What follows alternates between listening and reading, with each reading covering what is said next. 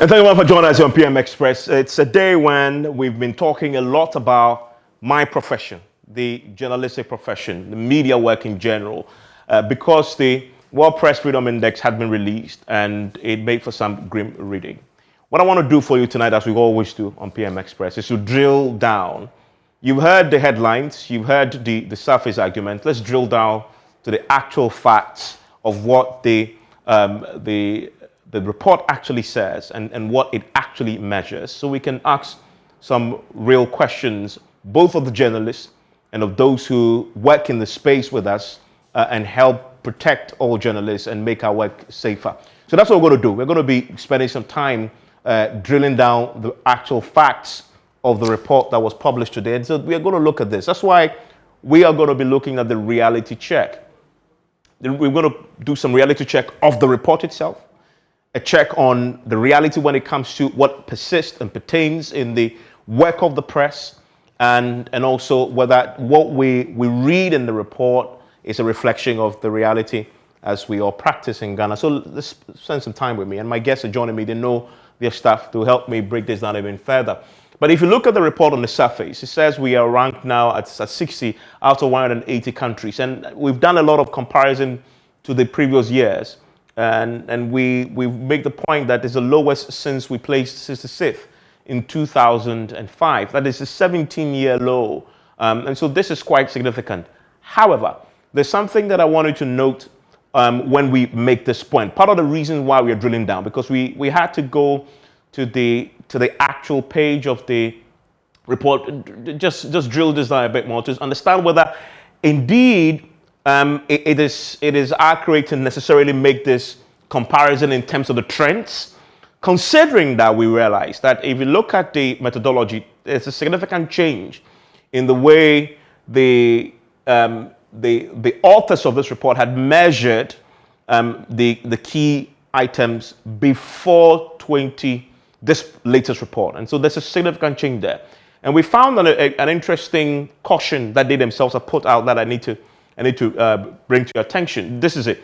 This is something that we took from the actual document on the methodology, breaking down what the methodology says, and a caution to readers. It says, in light of this new methodology, and I'll break down for you from the website what the new methodology is. In light of this new methodology, care should be taken when comparing the 2022 rankings and scores with those from 2021.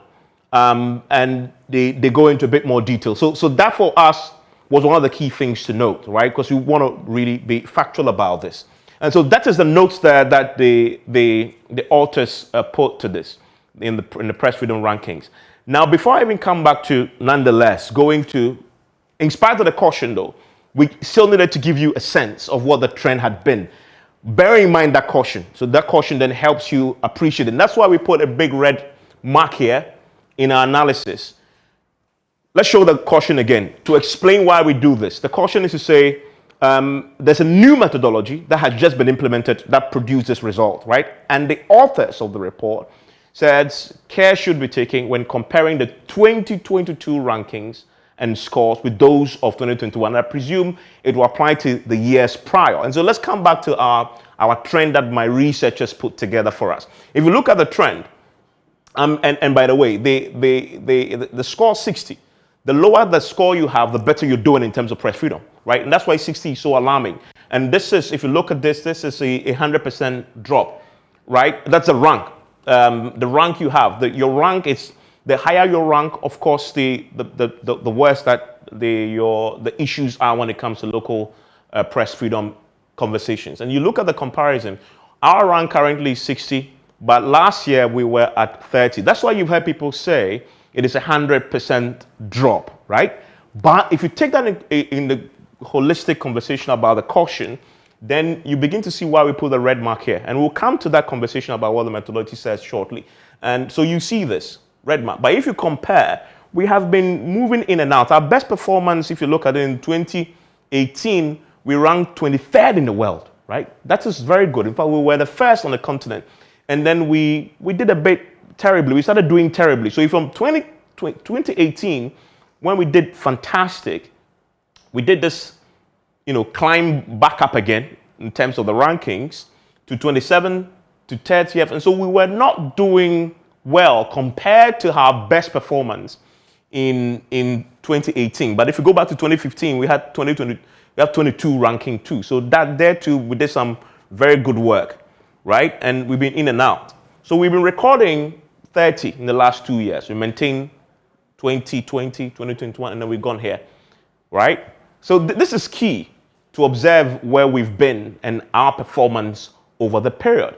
Now, so talking about methodology, what is it that they were measuring when it comes to this? And what were our individual scores on these key areas? And I want to quickly bring that to your attention before we come to the other key issues. And by the way, in the last few minutes, government has released a very important statement on this matter that will again bring to your attention.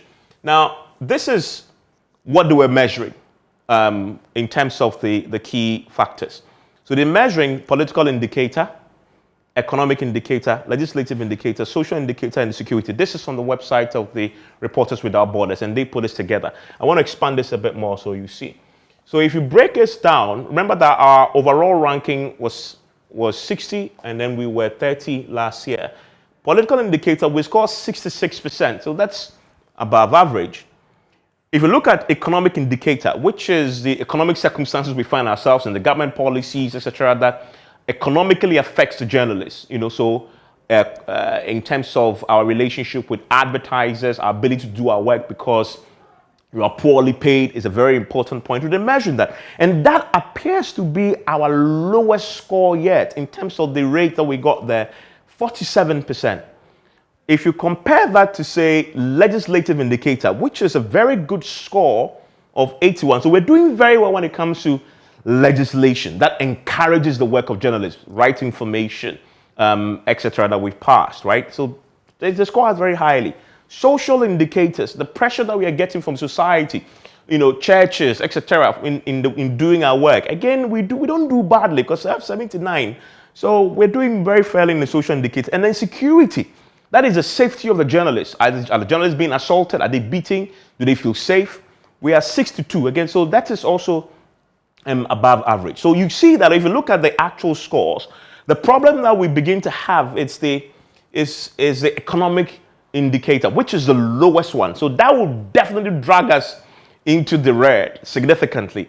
So we'll talk about that with the journalists who are joining us, about the economic conditions that journalists have to work in, poorly paid, susceptible to advertisers' control, that influences the quality of your work. And that shows this. So now you begin to understand why we were ranked the way we were ranked. So it was not all negative, to be fair, because if you look at the legislative indicator, we are doing 81, social indicator 79, and then you're doing 66 political indicator and security, but then very poorly on economic indicator.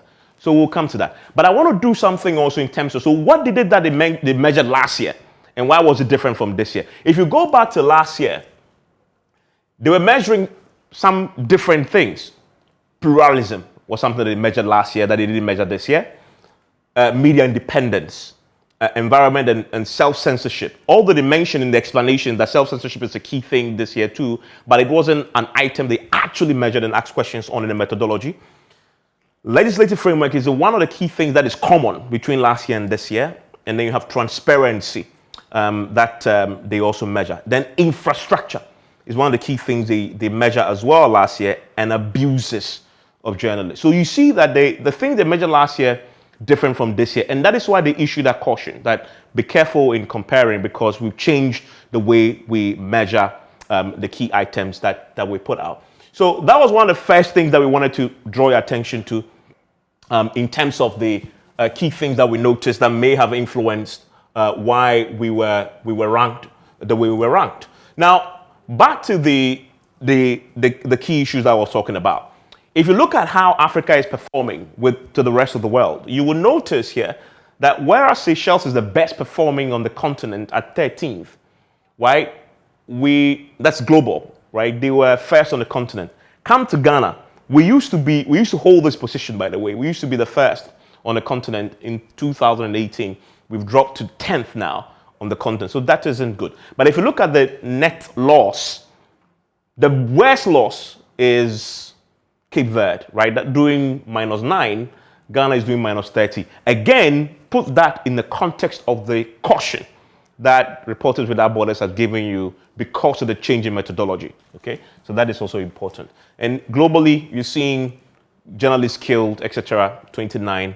Now, in the last few minutes, the government has issued a statement on this, a reaction to the issues, right? And I've talked about some of the key issues that were important to our current score of 60 political contests, to protect their jobs and their security. And this is important. They increasingly, that's journalists, those who work in the press, they increasingly resort to self-censorship as the government shows itself intolerant of criticism. So this is a verdict of the authors of this report, and they have a panel that looks into this and do a very good job in terms of methodology and the research that they put in. So saying this is actually a big indictment. The government is intolerant of criticism, and then 1/3 of media outlets are owned by politicians and by people tied to the top political parties, and that tells you then they have a bit of influence on content, etc. You have safety context, which you've talked about. If you look at the safety score, we're just above 60. It's not terrible, but indeed it's still an issue, right? So it's not as an individual score. Legal framework is where we score very highly above 80, so there's been a lot of improvement in the legal framework. Now, this is a government reaction, and I want to bring that to you. This government, in the last few minutes, literally, just before we came on air, issued this statement. And government said a few things that I want to bring to your attention before I bring my guests in, because this was just been issued. This is a copy that was just handed to me just before I came on air. Government says it is important to emphasize that the change in methodology, and they also reference that, significantly accounted for the drop in ranking for a number of countries, including Netherlands. And again, if you check the facts of the Reporters Without Borders, this checks out, right? Due to this development, 4 of the countries, Netherlands, Jamaica, Switzerland, New Zealand, ranked top 10 previously, significantly dropped in ranking, slumping out of the top 10 in year under review, right? But the key question you need to ask is, you've seen the methodological questions, but what about the journalists themselves? Now that you know what the breakdown is, does this reflect the reality you've heard, and does it reflect the reality we live as journalists? We'll come to ask them their own views of this very shortly. The government reaction says it's also worthy to note that Ghana's dip in ranking was largely influenced by 2 of the new parameters. This is government reaction: the economic context and the safety of journalists. Those were the places we scored the lowest, right? So the government says those are the key areas that caused our decline. Now, on the safety of journalists, it's imperative to note that an activity that may feed into the assessment of press freedom includes actions by non-state actors. This government is saying that it is not necessarily state actors that are doing this, but non-state actors. Also striking that a new report also looked into considerations of the effect of opinion media and propaganda, disinformation, fake news. This is the government position on this. The government then highlights what they believe to be the positive aspects of this, which I have highlighted in terms of the media, the regulation, the regulatory framework, the legal framework, political context, social context, where they score high. But the negative, this is the thing, government admits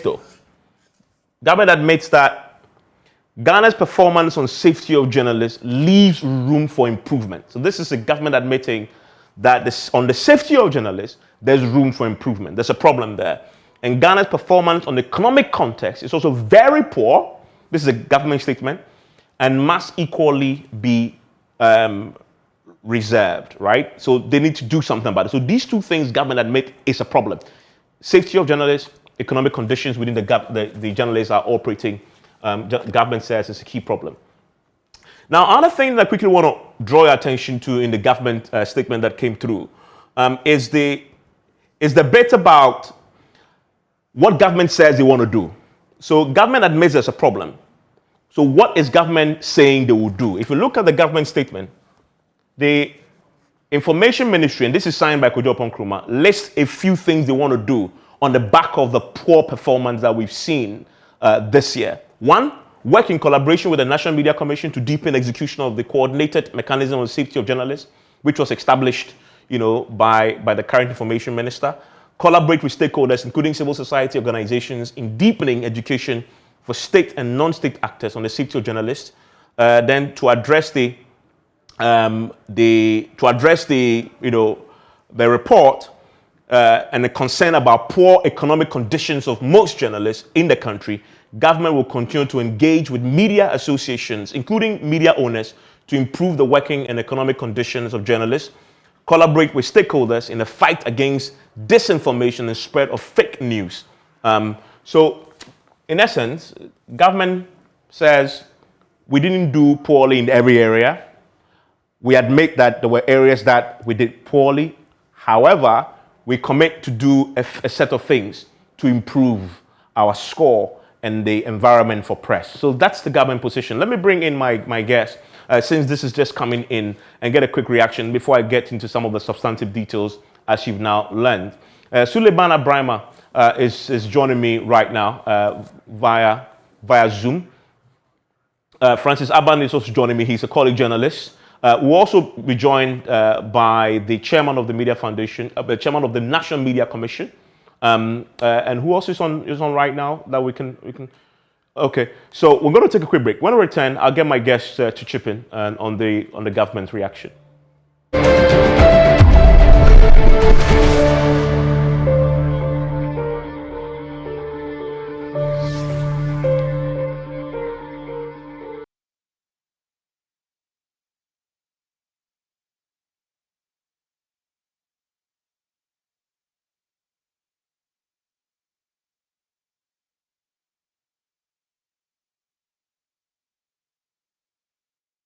Yeah, Francis Aban is my colleague of mine, works with Star FM, the morning show host there.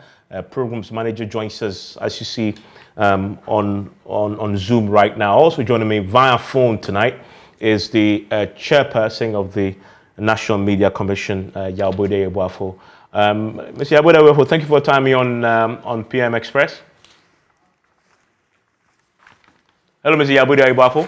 Yes. Thank you for your time on PM Express. Well, thank you. Fantastic. I just want to share with you, in the last few minutes, we've had a very detailed response from the government to the rankings, the press freedom rankings, and the report that was issued. It makes for some interesting reading. They first of all reference the change in methodology that the Reporters Without Borders had touched on, and break down some of the key issues. If you look at some of the key issues that the Reporters Without Borders had used this year, for legal framework, we scored 81%, so that was significant. Political context, we scored 66%. Social context, 79%. The two indicators that produce negative, I guess, drew us down a bit, was economic context. That is the context in which the journalist is operating, poorly paid, etc., where we scored below average. More specifically, we were 47, scoring 47%. That drew us down. But also, we saw the issue about safety of journalists just above 60%. However, I'm quoting from the statement, Ghana's performance on safety of journalists leaves room for improvement, and Ghana's performance on economic context is very poor and must equally be reserved. But they go on to name a host of things they want to do to improve on our rankings and the general environment that journalists operate in going forward, including collaborating with yourselves. Quote, government will work in collaboration with the Media Commission, the National Media Commission, to deepen the execution of the coordinated mechanism on the safety of journalists. They also will collaborate with stakeholders, including civil society, in deepening education for state and non-state actors on the safety of journalists, and to address the concerns raised on economic and the poor economic conditions of most journalists in the country. Government will continue engagements with media associations, including media owners, to improve the working and economic conditions of journalists. I wonder what your quick take is on the detailed response that government just issued a few minutes ago. Mr. Yabuda Ibuafo? Yeah, I think that it is important first to understand that we all see the ranking this year as, as very negative and depressing. And that it is important also for us to identify as you are now narrating, because it is such details that you can pinpoint. And out of that, then you can develop the necessary antidote to counter and ensure that things work better for everybody. Because it is about our image. And as the Ghanaian saying is that no one points to the hometown with the left hand, no matter how small that the hometown is.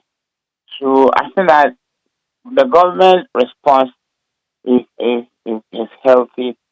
We're not sweeping the sun under the carpet, but we know that there's a need for some other things to be done, particularly in the area of the safety, where many times when journalists have been molested, the investigative processes are never concluded, and therefore you will not even know whether there's a vindication or there's exoneration of the people who are involved. And so I think that is necessary, and it is important that we do everything to ensure that journalists work in safety. Stay with me briefly. Let me bring in a journalist who's a practicing one, Francis Aban. Francis, let me ask you, since morning we've been engaging this. In fact, since yesterday when it came up, we've been engaging this. Does what you have read in the report reflect your own reality as a practicing journalist? Sorry, Francis, on mute for me. All right. Am I on now? I can hear you, yes. Okay, great. So, by and large, the latest report speaks to, a reality for us as media practitioners. And I, in looking at the breakdown you gave relative to the economic indicators and the matter of safety for journalists, we cannot also gloss our eyes over the fact that when it comes to the economy, in the last 2 years, things have been markedly different. COVID-19 has something to do with it. And once Corona hit, you knew that for us as media professionals, one of our major source of income for media owners and for media enterprises is advertising.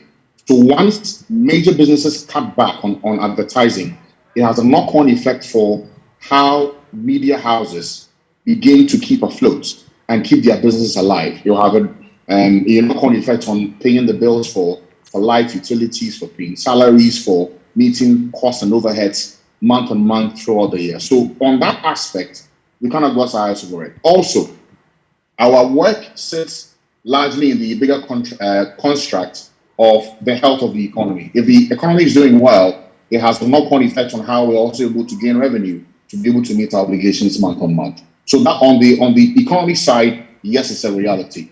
On the matter on safety, it's not lost on all of us the issues to do with journalists who have been arrested in the last 1 year. And also, even as far back as one of our own who was murdered in cold blood just in front of his house, Ahmed Hussein Swale. I had caused to write yesterday on Facebook very, very simply that the state of justice for Ahmed Hussein Swale reflects press freedom in Ghana. What I meant by that is, if for many, many years since his passing, we have still not been able to get justice, not for him being a member of our media fraternity, but for his family, for the wife, for the child, for the entire Swale family, as an indicator that, look, when a journalist is touched, when somebody is killed in cold blood, and the state has a responsibility to get to the bottom of it and find the perpetrator and have the person dealt with, it gives a strong signal for us as practicing journalists that when any of us is touched tomorrow, justice will be served. The absence of it creates a certain atmosphere of concern for many journalists.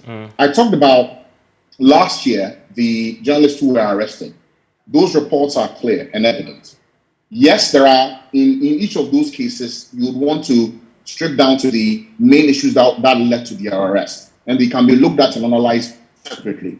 But if you look also to the matter of journalistic practice and the speed at which journalists are picked up or arrested, as against equally reckless statements or comments made in the media space, not by media practitioners, but by, say, politicians or persons with high political exposure, we do not see that same rapidity of arrest and detainment or detention for a certain number of weeks. I'm not by this justifying things that happen that are irresponsible and ought to be checked.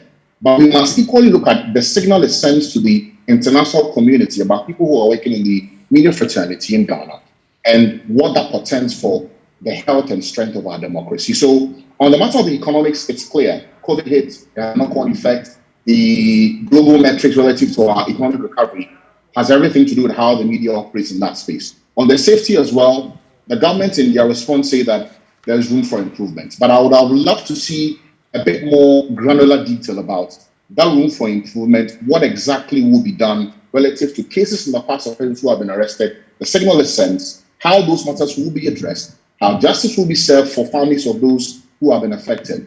Last week, still on this matter, as if I knew the reports will come out, we engaged David Tamaklo. You might recall him as one of the journalists who last year was arrested, the editor for WhatsApp News. And in his narration of what happened to him, he talked quite graphically about how he went for a meeting at Afrikiko in following up on the story, and how he was picked up, bundled into a vehicle, kept at a facility for a number of hours. Then he was put in cuffs, sent home, met the wife and children at home. They said they were coming to look for pictures in his house. That experience he went through doesn't just scar him, but scars his family, and lets people in his home who in the past had raised concerns about the risky nature of this job have cause to say, do you still want to do this? So for someone like him, he may decide not to, be faced by this and still go on and do his job. But for the many others who work with them in the same environment, what does this do to their ability and their confidence to go out there and do this noble job we call journalism? So those would be my initial thoughts. I think for what's worth, the reality check is important for us, but we need to also bear in mind that as many of these cases don't find a clear conclusion, it leaves a lot of room for many to worry about the matter of press freedom and safety for journalists as we continue to move into the dark corners and expose the matters that are important for action. Yeah, let's stay with the subject of safety of journalists, which comes up quite significantly, and I'll come to the other issue because those are the two issues where we performed in terms of the actual specific ratings of us. Economic context is the worst, and then followed by safety for journalists. Let's start with the safety of journalists. Let me bring in the chairman of the National Media Commission, So I noticed in the government reaction that they are already working with you on this intervention called the Coordinated Mechanism on the Safety of Journalists. What exactly is that? And when the government says they want to collaborate with you to deepen its execution, what does that look like? Well, I don't know whether, if you may remember, in 2020, I think that there were attempts at developing this mechanism with support from UNESCO. Initially, the Ministry of Information felt that it was the body that was to handle that. At the inceptive meeting, there were a lot of suggestions, including ourselves, that the National Media Commission is better placed to handle that matter. Eventually, the government came back and accepted that the coordinated mechanism for the safety of journalists must be, a responsibility that must be ceded to the National Media Commission. And therefore, that was done. But it requires that we develop a mechanism that will monitor, measure, and take account of such things. And we require funding. I mean, an office was established, but the funding has not been forthcoming. And so we are at the stage where we need to get consultants to help us develop the standards that will be used in measuring some of those things, so that at least they will be in tandem with universal standard by way of measuring what the safety of the journalists are. So we are working with the UNESCO on getting some funding and some consultants to develop that scheme. That is where we are now. But maybe, at least one of the things that we handled was the Caleb Kuda arrest. When Caleb Kuda was arrested by the National Security, that the National Media Commission took up that responsibility, engaged the National Security, and there was an apology from the National Security to the extent that they admitted that what they did was an error, and that would not be repeated in any way, because there are more civil ways of dealing with some of those things, if even it is considered that what was done was not right. The response was not direct. In the police aspect who went to the offices of CTFM in the full view of everybody, creating a panic situation as if Ghana was at war. So that is part of the thing. And so it is not that something has been done, and we are at the stage of developing the standards, the indicators for the measurement, so that we can have an objective assessment of the situation.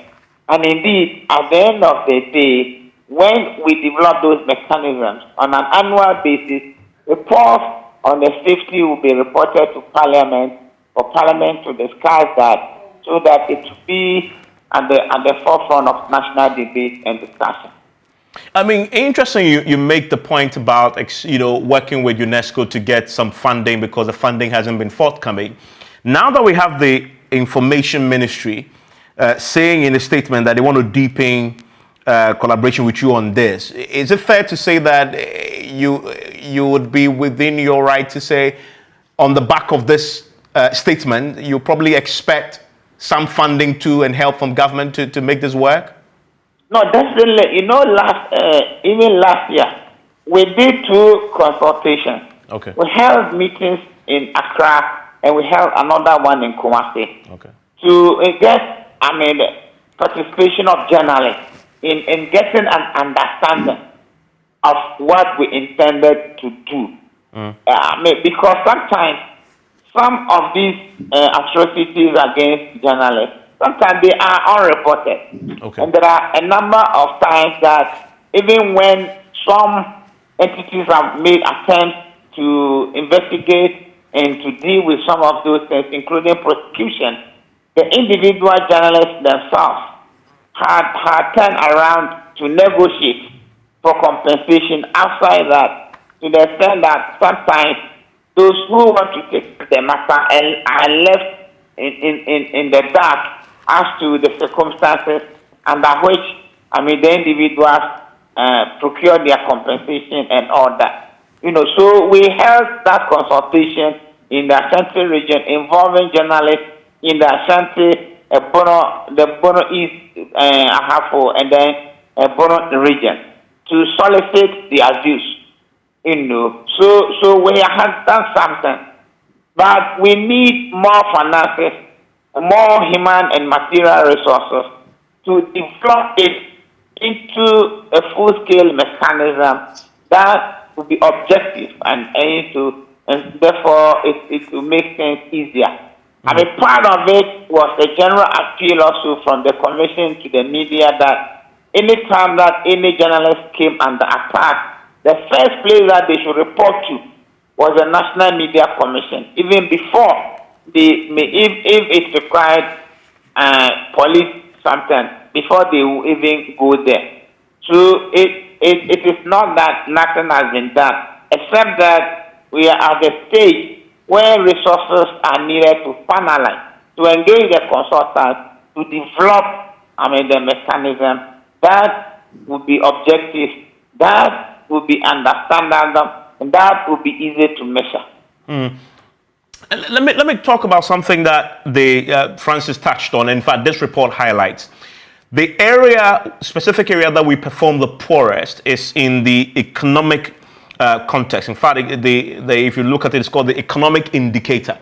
That is the economic circumstances of journalists and people who work in the press. We are so poorly paid that we are very susceptible to control that then affects the ability to do our job. And you mentioned it when people are abused, instead of following the process to get justice, by the time we realize they are negotiating with perpetrators to get away with it because the journalist is poor. No wonder the report by the Reporters Without Borders say that we scored 47%, which is our lowest there. What's your comment on that as a particular problem? That's one that drew us down the most. Yeah, the Trade Union Congress some time ago did a survey, and after that, the media, was the last on the scale of salary structure. It shocked people that the reality is that there are many of the media houses that are, they merely earn a living. They live from hand to mouth. Now, on the part of the National Media Commission, we have had some engagement with GIBA and with PREMPAC, and to impress upon them the necessity to recruit qualified people and to pay them commensurate, salaries and conditions of service on the notion that, they may be recruiting cheap people, paying them cheaply, but just one story that they may do can collapse their whole investment, And so it becomes necessary that they try to pay them well so that they are not prone to taking money from people and going to do stories that may have no foundation. Because if the journalist is in just one case, and if somebody takes litigation,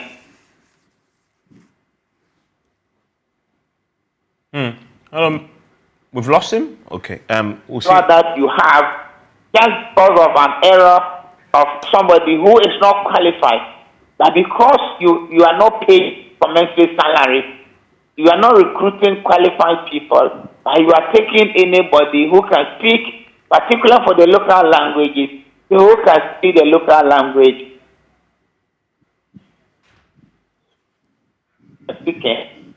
May lead you into serious litigation and some damages.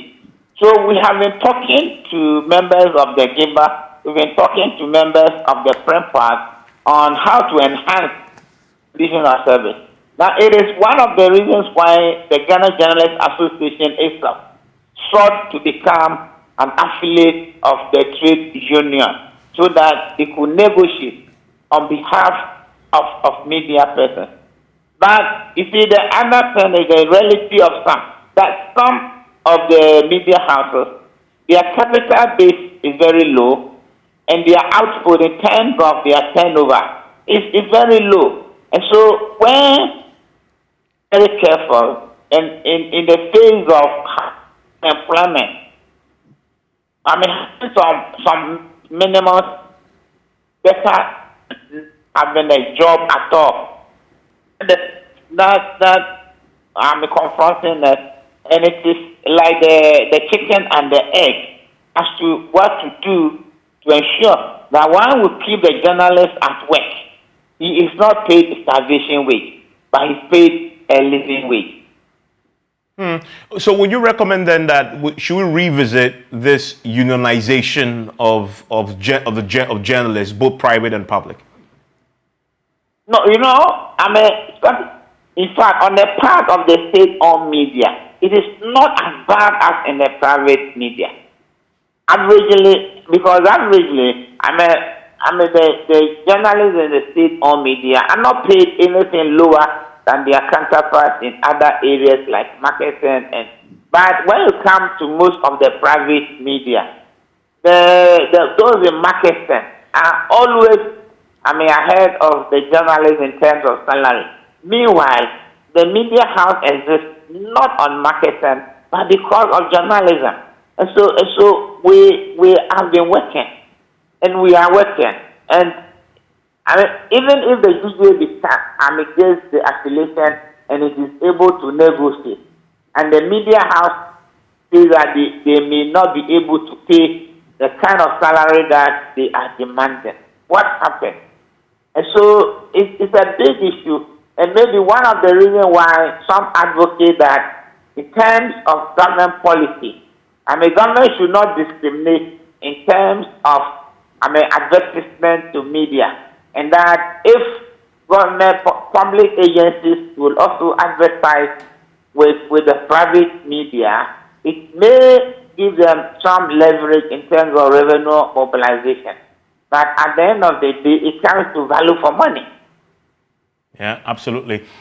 Francis, to that point though, how bad is it as a journalist when it comes to the economic conditions that we operate in? Poorly paid, poorly remunerated. Thankfully, you are a programs manager, so you see this. You've been in the both worlds. You've been the practicing journalist who gets simply paid, don't know what is happening, but they tell you this is what we can give you. Now you are at the other end where you also see what is coming in and what is going out. Has your view changed on this? How bad is it? Quite honestly, both as from the point of being just a regular employee to now sitting at the table relative to management, the reality is that the journalist salary is not the best. There's a lot of room for improvement relative to the take home from any journalist, and I am sure that is a reality that a lot of journalists can relate to today. I heard Mr. Ayebofo talk about the state media relatively doing well, and you would also appreciate that for the state media, some of them have a certain element of unionization somewhat, where they have a certain means of which they're able to collectively bargain and have a good threshold by which they'll be able to say, this is the standard price. But the reality in the private media is that negotiation for salaries is done on a person-to-person level. The value you bring in, what you're able to defend, and based on your performance and matching your KPIs, you're able to negotiate for what you are worth. So the reality is that for many journalists, and I'm sure for many who enter the first 5 to 6 years, they'll tell you that what they take home is not so great. It can be better. You look at your compatriots in other parts of the world and you say, my goodness. Sometimes you may even be tempted to want to look for opportunities outside. But the thing is, it is only symptomatic of the media industry and the construct that we have, especially for private media. As I say, if advertisement is the clear line through which you're able to meet your bills, you are able to pay for your overheads, you're able to pay salaries for your staff. If that line is not great, and if the pie is very small to match all over 400 radio stations, and I can talk for radio because that's the space that I play in predominantly. If you have about 50 to 100 radio stations that you're competing with year on year to get adverts, to be able to match your responsibilities as an organization, it is not easy. It takes a lot of innovation, it takes a lot of negotiation, a lot of hard driving in marketing to be able to reach the market, get a good percentage, be able to meet your overheads, and then pay the bill. So I'm sure I speak for many who say that journalists are poorly paid. That's true, but it's also symptomatic, really, of the economic construct that we have that helps the media to survive. I mean, so that's a reality, and I must tell you, it's I've done this job for 18 years. It's one of the most poorly paid. You know, Francis, you know what they say, that the teacher's reward is in heaven. I don't know what they say about us journalists though, because the teacher is always encouraged that it's okay, I'm not paid well. You know, your reward is in heaven. But for us, we are sometimes being paid more poorly than the teacher. But nobody says where we get our reward from. Because more often than not, we are talking about their reality, but we don't stop to talk about ours. Well, that's because they say the news is not really about us. Yeah, that's another challenge. We talk about everybody else's problem other than us, and thankfully, Yabwide Ebuafo says that they want to do that on our behalf, and as he's been pushing there, that we should be paid a bit more. I mean, he's still on the report though, and I'm deliberately trying to break this down into the the key areas that we performed. Again, we've talked about the security already. If you look at the political indicator, that is the indicator that measures the sort of political interference we get in what we do, the relationship we have with the state actors generally. That is where I've seen a lot of the criticism in terms of the state actors influencing decisions against journalists and being abused. Francis, we scored 66, right? Better than in the area, say, of security. So that's above average. So that's not terrible. If you look at that score, but also put us in that 60th ranking, do you see, does that reflect the reality though? I mean, is there something then maybe that we need to be interrogated a bit more? Because it appears that we're not doing as bad there as the perception may be. What do you say to this? Okay, I think in terms of the political climate and people's ability to do journalism and be critical, for those who have been able to do it, and there are quite a lot of media organizations that do that. Multimedia Group is one of them. The EIB Network, you see, calling another one of them. You can talk of others as well in the space. In doing it, the reality is that journalism does not hamper the government of the day. It is critical. It talks about the hardest and most difficult matters that the state ought to address, be it healthcare, be it education, be it government decisions, and this possibility for the people that it serves. Once those conversations are had, the political establishment is not always delighted by it.